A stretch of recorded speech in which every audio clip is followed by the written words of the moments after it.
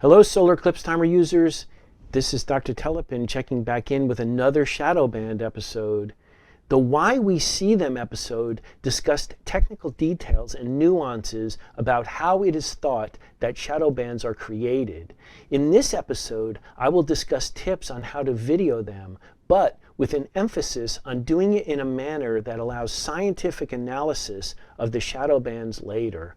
Let me talk to you about my experience at the last eclipse. Look! You can see them! Yes, it works. Yes, it works! Look, Showing up yet? look. They're going the opposite way.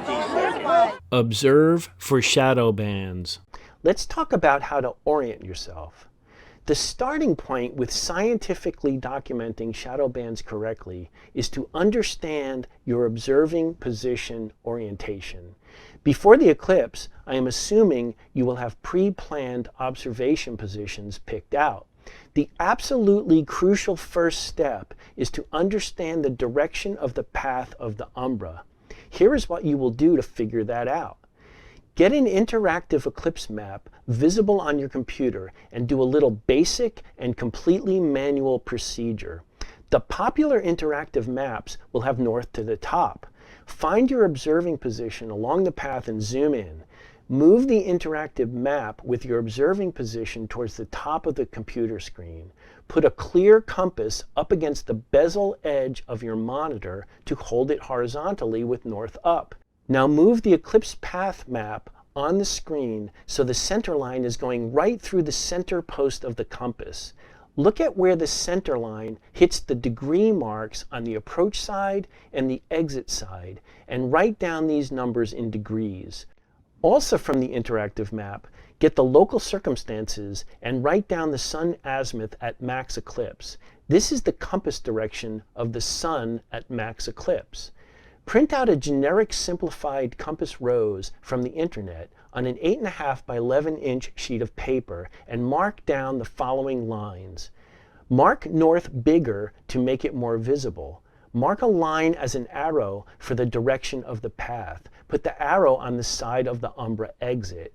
Mark an arrow for the sun azimuth at max eclipse. You will bring the sheet to your observing position along with a compass, and this will help orient you to the site. You will use it again by placing it on your white background during your shadow bands video.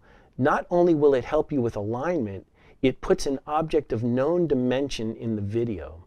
This is a picture of a compass rose I made for the students who would be observing the eclipse at some NASA-supervised sites around Clarksville, Tennessee.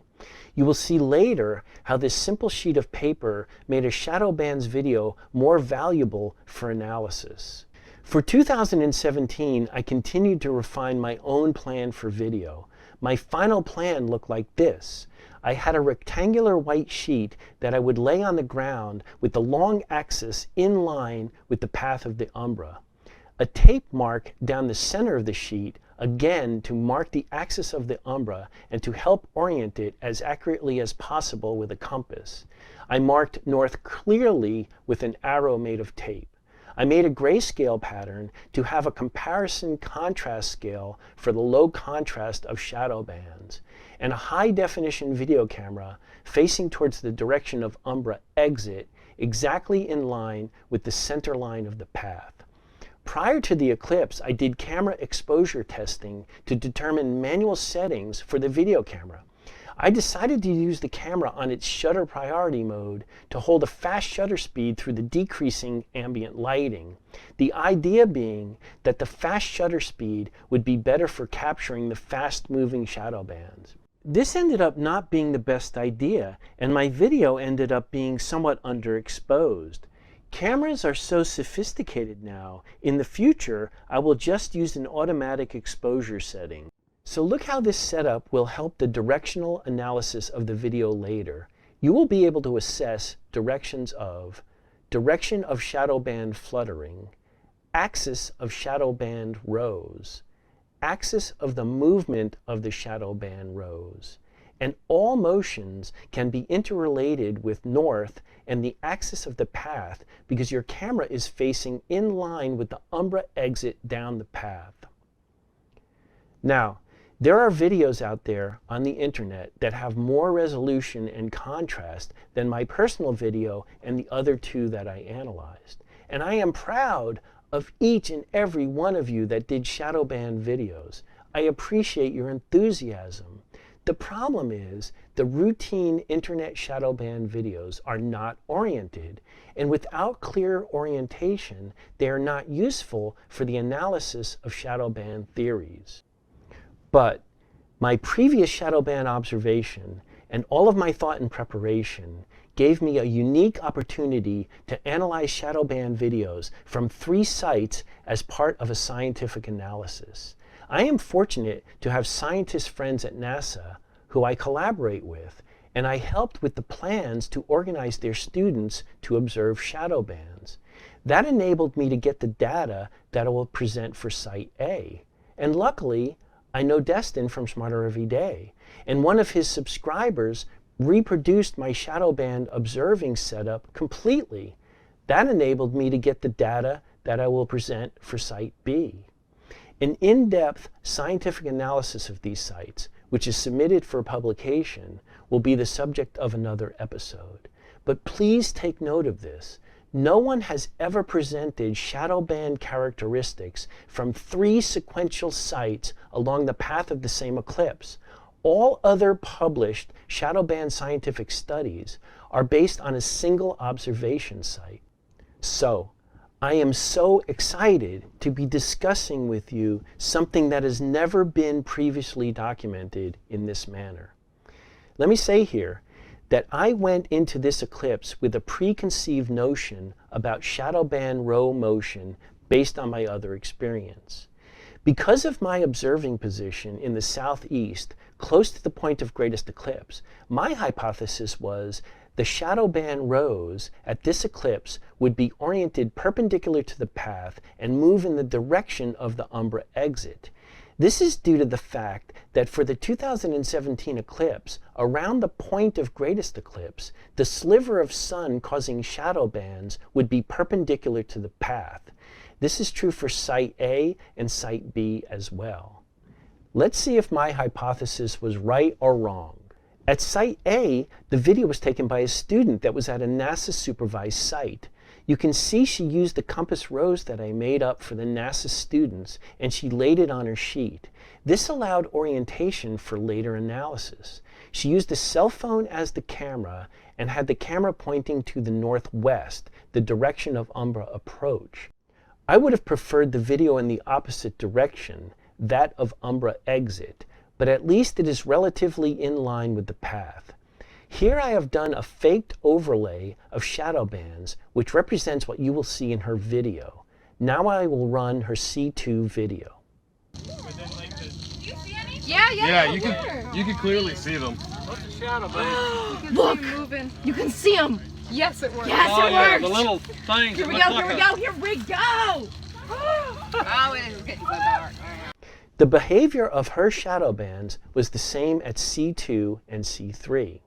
At Site B, the video was taken by a fellow that watched all of the Smarter Every Day videos, and he reproduced my sheet setup concept almost exactly. The reason I even videoed anything on the shadow bands was because of Destin from Smarter Every Day, its YouTube channel. Destin also made videos with a doctor named Dr. Telpin, telling about everything, which is how I learned about everything. So thank you to them for doing that. Also, you got to set a white sheet up and orient towards north, right? That's exactly right.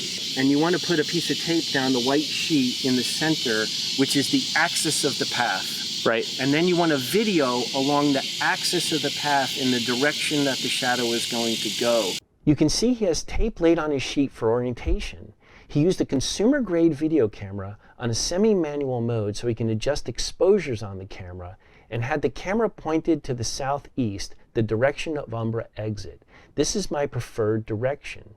Here I have done a faked overlay of shadow bands from C3 after totality, which represents what you will see in his video. Now I will run his C3 video.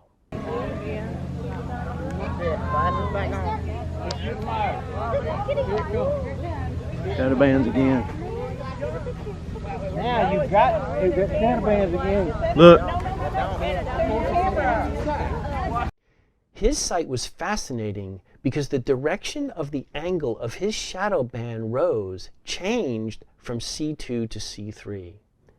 At site C, the video was taken by me. I actually have the video with the worst resolution, but luckily I was there to witness what happened. My video camera was set on a shutter priority mode at a fast shutter speed. It was pointed to the southeast, the direction of umbra exit. Here I have a faked overlay of shadow bands which represents what you will see in my video. Now I will run my C2 video. Let's go.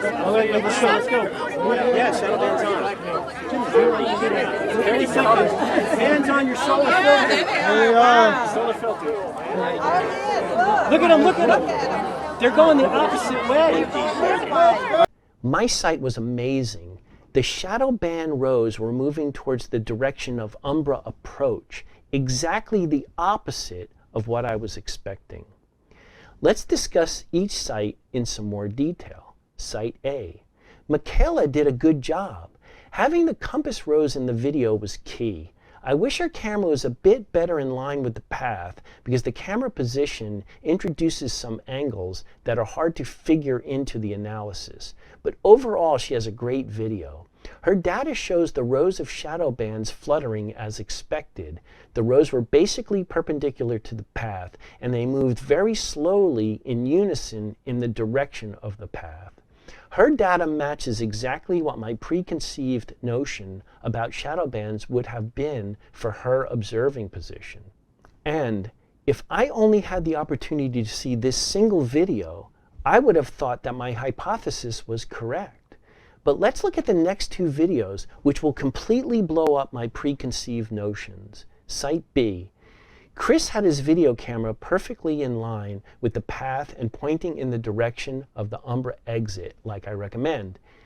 The video he has after totality at C3 was more clear, so I'm going to show you that diagram first. His contrast was not good enough to see shadow band fluttering in the rows, but the video clearly shows rows of shadow bands moving in unison towards the upper left of the sheet, which would be due east or 90 degrees. Note, the axis of rows is rotated 30 degrees from the axis of the path. His rows were not perpendicular to the path at C3. This is different from site A. This blows up my preconceived notion and my hypothesis that the rows would be perpendicular to the path. Why are his rows rotated 30 degrees from being perpendicular to the path? But I will throw you another curveball.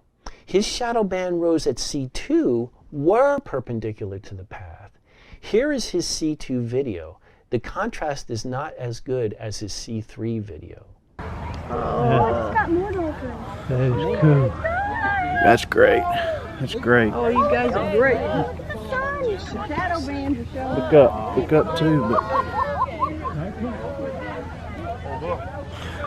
Here's the analysis of his C2 video. The rows are perpendicular to the path, so this is similar to site A. Now back to his C3 analysis. The rows are shifted 30 degrees. His shadow band rows had a different axis that differed between C2 and C3. Why did they change by 30 degrees during totality? Site C, this is my site. I have my recommended setup. A tape line down the sheet marks the axis of the path. A tape arrow points to north. The camera is in line with the path pointing in the direction of umbra exit. My video has the least clarity of the three videos I analyzed, but I was there to witness it and I know what I saw. I did not have enough contrast to see shadow band fluttering. My shadow band experience was completely unexpected and completely blew my hypothesis out of the water. My shadow band rows were perpendicular to the path, but the rows moved in unison towards the direction of umbra approach at both C2 and C3. This was completely unexpected. I was shocked. This is 180 degrees different than my hypothesis. So let me summarize this unique experience of mine. My previous experience and then my planning led to my success at Site C. but I would not have the opportunity to present this unique data set to you if it were not for collaborating with my friends at NASA and working with my friend Destin, whose own personal interest in the eclipse led to us doing a number of videos about it. Those contacts led to the data obtained for Site A by Michaela and Site B by Chris. No one has ever had the opportunity to analyze and present properly oriented shadow band video from 3 sites during the same eclipse, separated by 176 miles and all within 206 miles of the point of greatest eclipse. Anytime you can capture a shadow band video, it's great. And any of these sites taken alone is interesting, especially what occurred at Site B and Site C. But what caused all 3 sites to behave differently? When this data set is looked at as a group, it completely expands the conversation about the causation of shadow bands and starts to point to, perhaps, the most important variable, the atmosphere. I believe it is the upper atmosphere turbulence, and more specifically, upper atmosphere wind direction, giving a distinct direction or axis to the turbulent layers of warmer and cooler air. If the warmer and cooler air layers have an axis, this then causes the refraction to match the axis.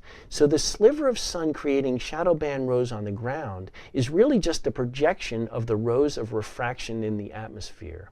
That is the only thing that can explain what was documented at these 3 sites. Another video about the research paper will explain this further. Thank you for watching this Solar Eclipse Timer episode. I hope explaining and presenting my unique experience to you has taught you something about shadow bands. At your next eclipse, if you set up your video as I have recommended, you may be able to contribute to the understanding of shadow bands. If you find my work interesting, please subscribe by clicking the subscribe button. Also click the little bell that will pop up. That will make sure you are notified when I release new episodes about solar eclipses. Share the video with friends. Also, post comments and questions. If you don't feel like subscribing now, that's okay too. Just check in on this channel and go to my website. I want to help you enjoy all the aspects of a total solar eclipse. Thanks again. I appreciate your time.